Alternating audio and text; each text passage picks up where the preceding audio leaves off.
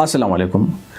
कल बांग्लादेश में आम इंतखाबात थे और इसी इंतखाबात में बांग्लादेश में जो बांग्लादेश नेशनलिस्ट पार्टी है BNP सबसे बड़ी जमात उभर कर सामने आई है और उन्होंने इस इलेक्शन को जीता है। इलेक्शन में उनको 2/3 अक्सरियत भी हासिल हो चुकी है। अपने इत्तेहादियों के साथ ये उन्होंने मिल के बनाए हैं, 212 सीटें हासिल की हैं उन्होंने। और अगर सिर्फ बांग्लादेश नेशनलिस्ट पार्टी की बात की जाए तो उन्होंने 191 सीटें हासिल की हैं। इत्तेहादियों के साथ ये मिलकर फिर 212 सीटें बनती हैं। उनके मुकाबले में जमात इस्लामी ने भी इलेक्शन लड़ा। जमात इस्लामी जो कि बिल्कुल मुकाबले में थी उनको हासिल हुई हैं, तकरीबन 70 सीटें हासिल हुई हैं और वो भी इत्तेहादियों के साथ मिलकर ये तादाद बनती है। तो तीसरे जो ग्रुप की बात की जाए जिनको जेन जेड ग्रुप कहा जाता है, यानी कि अंडर 30, वही यूथ है जिन्होंने शेख हसीना की 15 साल हुकूमत का तख्ता उल्टा दिया था, जिनको फिर इंडिया में पनागज़ीन के तौर पर वो आजकल रहती हैं। शेख हसीना की गवर्नमेंट को ख़त्म करने के बाद एक इंटरिम गवर्नमेंट आ गई थी जिनको मोहम्मद यूनस लीड कर रहे थे और उन्होंने फिर ये वादा किया था कि आम इंतखाबात कराएंगे वो बांग्लादेश में। तारिक रहमान जो कि बांग्लादेश नेशनलिस्ट पार्टी के सरबराह हैं, चेयरपर्सन हैं, और वो खालिदा ज़िया के बेटे हैं जो कि बांग्लादेश के प्राइम मिनिस्टर रही हैं उनकी माँ। और उनके वालिद साहब की बात की जाए तो ज़ियाउर रहमान जो कि सदर रहे हैं बांग्लादेश के 1996 के बाद 4-5 साल उनकी गवर्नमेंट रही बांग्लादेश में। तारिक रहमान ने अवाम से ये इल्तिजा की है कि वो जुम्मे के दिन नमाज़ें पढ़ें, दुआएं करें, मस्जिदों में, मंदिरों में, चर्चेस में दुआ करें कि बांग्लादेश की जो सूरत हाल है, पॉलिटिकल इंस्टेबिलिटी है, उसमें बेहतरी आ जाए। शेख हसीना की गवर्नमेंट टपल हुई थी, उसके बाद से फिर जो सूरत हाल थी उसमें गड़बड़ पैदा हो गई थी और वेरी एक्सपेक्टेड ये की जाती है, उम्मीद की जाती है कि जो इलेक्शन के बाद सूरत हाल है वो काबू में आ जाएंगे। तो ये जो 299 टोटल सीटें हैं बांग्लादेश की, उसमें से जो तारिक रहमान वो लीड कर रहे हैं इस वक्त, उनकी पार्टी को हासिल हुए, उनके इत्तेहाद को तकरीबन 212 से ज़ायद सीटें हासिल हो गई हैं। तो इस 212 से ज़ायद सीटें ये बनती हैं 2/3, सिंपल 2/3 अक्सरियत बनती हैं, जिससे वो एक मजबूत पोजीशन में होंगे बांग्लादेश में। अच्छा, अगर बात की जाए तो पोस्टल वोट्स कितने पड़े हैं इस इलेक्शन में। पोस्टल वोट्स उसी वोट को कहा जाता है जो कि पोलिंग बूथ में नहीं बल्कि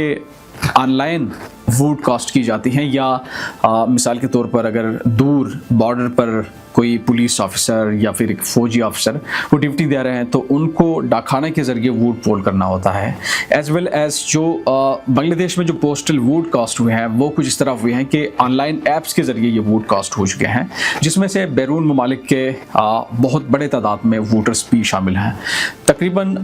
15 लाख रजिस्टर्ड वोटर में से हो गए 11 लाख से ज़ायद वोट जो है वो कास्ट हो चुके हैं। उसमें से 6 लाख के लगभग जो वोट है वो बांग्लादेश में जो पोस्टल वोट्स की हम बात कर रहे हैं, जबकि 5 लाख से ज़ायद जो वोट है वो ऑनलाइन फॉर ओवरसीज़ वोटर्स ने दी हुई हैं। अगर टर्न आउट की बात की जाए तो ये कोई 60% से ज़ायद टर्न आउट हो गई है इस इलेक्शन में। टर्न आउट का मतलब ये है कि अगर जो रजिस्टर्ड तादाद है वोटर के, उसमें से कितने वोटर ने वोट पोल किए हैं और कितने ने नहीं किए। मिसाल के तौर पर अगर 1 लाख रजिस्टर्ड वोटर हैं किसी मुल्क में या शहर में, उसमें से अगर 60,000 लोगों ने वोट पोल किए हैं तो इसका मतलब यह है कि इसका टर्न आउट 60% रहा है। तो ये एक बहुत ही अहम इलेक्शन समझा जाता है क्योंकि जब से शेख हसीना की गवर्नमेंट ख़त्म हुई है तो बांग्लादेश में एक हंगामी सूरत हाल पैदा हुई थी। कभी जल से जुलूस, कभी टीवी चैनल्स के ऊपर लोग चढ़ दौड़ते, कभी कत्ल आम होता, बड़े बड़े high profiles politicians, public figures के कत्ल हो चुके हैं, और साथ साथ जो पॉलिटिकल इंस्टेबिलिटी या इकोनॉमी जो है बांग्लादेश की वो पिछड़े پچھلے کئی دہائیوں سے اس میں ایک بہت بہتر گروتھ ملنے کو آپ کو دیکھنے کو ملے گا. لیکن اس بار جو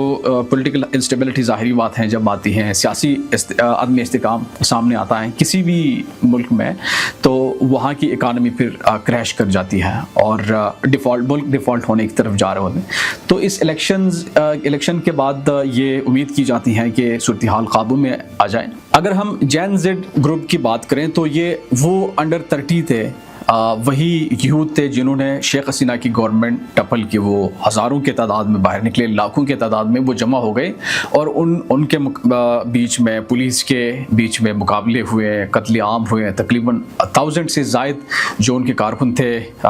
جان سے گئے. اور اگر ہم بات کریں تو اسی گروپ نے, جین زیڈ گروپ نے, جو انڈر 30 یوتھ تھے, انہوں نے بنگلہ دیش citizen party, national citizen party بنائی تھی, اور اس پارٹی کو وہ صرف 5 سیٹیں جیتنے میں کامیاب ہو چکے ہیں, جبکہ 30 نشستوں پر انہوں نے اپنے امیدوار کھڑے کیے تھے جہاں ان کو لگ رہا تھا کہ وہاں ان کو کامیابی حاصل ہو سکتی ہے, تو وہ صرف 5 سیٹیں حاصل کر چکے ہیں. اگر ہم جماعت اسلامی کی بات کریں, صرف 1 سال پہلے بہت بڑے چیلنجز کا سامنا رہا. جماعت اسلامی کے جو سیاسی رہنما تھے, بڑے سیاسی رہنما, ان کو پھانسیاں تک دی گئی ہے, اور یہ سلسلہ صرف چند سالوں سے نہیں بلکہ 1971 میں جب سے ڈھاکہ فال ہوا تھا, بنگلہ دیش پاکستان سے الگ ہوئی تھی, اسی وقت سے لے کر اب تک جماعت اسلامی کے سیاسی رہنماؤں کو, ان کے ورکرز کو, ان کے یوتھ کو جیلوں میں وقت سزائیں کاٹنی پڑی, قید و بند کی سزائیں کاٹنی پڑی, اور ساتھ ان کو پھانسیاں تک لگائی گئی. تو صرف 1 سال کے پہلے ہی بات کی جائیں تو یہ صورتحال جو ہے وہ مکمل تبدیل ہو گئی. 1 سال پہلے کسی کے وہم و گمان میں بھی نہیں تھا کہ جماعت اسلامی جو ہے 1 سال بعد 70 سیٹیں حاصل کرنے میں کامیاب ہوں گی, اور وہ ایسا ہی ہوا جو کہ آج اس الیکشن کے بعد ہمیں دیکھنے کو ملا. تو جہاں تک جماعت اسلامی کی بات کی جائے تو جماعت اسلامی کے مطابق وہ اس الیکشن میں اپوزیشن میں نہیں بیٹھیں گے, بلکہ وہ گورنمنٹ کا حصہ بنیں گے, اور وہ مل کر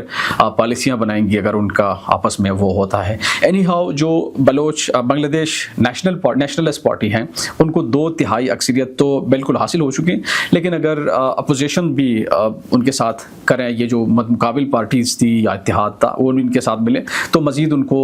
گورننس میں بہت زیادہ آسانی پیدا ہوگی. اچھا, اب یہ الیکشن پاکستان کے لیے کیوں اہم ہے؟ اگر پاکستان کے جنرل الیکشن کے بعد باہر دنیا میں کہیں بھی کسی بھی ملک میں اگر کوئی جنرل الیکشن پاکستان کے لیے اہم ہے تو وہ بنگلہ دیش ہی کا الیکشن ہے, کیونکہ بنگلہ دیش میں جو پاکستان کا اتحادی گروپ جو ابھی ہیں, جو موجودہ جو سیاسی پارٹی ہیں, وہ پاکستان کو بہت زیادہ سپورٹ کرتے ہیں, وہ جماعت اسلامی ہو یا BNP ہو. اگر BNP کے جو بنگلہ دیش نیشنلسٹ پارٹی کی جو بنیاد رکھی تھی جس نے, وہ ضیاء الرحمان تھے جو کہ بنگلہ دیش کے صدر رہے ہیں 1996 میں, اس کے انڈر ہیز گورنمنٹ پاکستان کے ساتھ بہت ہی زیادہ کلوز ریلیشن شپ تھا, بہت ہی گہرا تعلق تھا. اور اس کے بعد پھر طارق رحمان کی جو والدہ تھی خالدہ ضیاء, وہ بھی پرائم منسٹر رہی ہیں بنگلہ دیش کی, ان کی گورنمنٹ بھی پاکستان کے ساتھ ایک بہترین تعلق رہا ہے. تو بنگلہ دیش نیشنلسٹ پارٹی جو ہے وہ پاکستان کے ساتھ ایک بہترین ان کا ایک پاسٹ رہا ہے, اور ویری ایکسپیکٹڈ, بہت یقین کے ساتھ یہ بات کہہ سکتے ہیں کہ آنے والے مستقبل میں بھی بنگلہ دیش نیشنلسٹ پارٹی پاکستان کے ساتھ بہت ہی گہرا تعلق ہوگا, اور مزید دونوں ملک کے بیچ میں جو ہیں تعلقات ہیں اس کو بہت زیادہ بہتری حاصل ہو سکتی ہے. آپ لوگ بھی کمنٹ سیکشن میں ضرور بتائے گا کہ واقعی یہ جو صورتحال پیدا ہو گئی پچھلے 1 سال سے بنگلہ دیش میں, اور آج کل جو انتخابات ہوئے کل, اس انتخابات میں بنگلہ دیش نیشنلسٹ پارٹی جو کہ بہت زیادہ ہم خوشائند سمجھ رہے ہیں کہ پاکستان کے ساتھ بہت بہترین تعلق ہوگا. آپ اپنے کمنٹ ضرور دیجیے گا کہ کیا فیوچر ہو سکتا ہے پاکستان اور بنگلہ دیش کا. Thank you so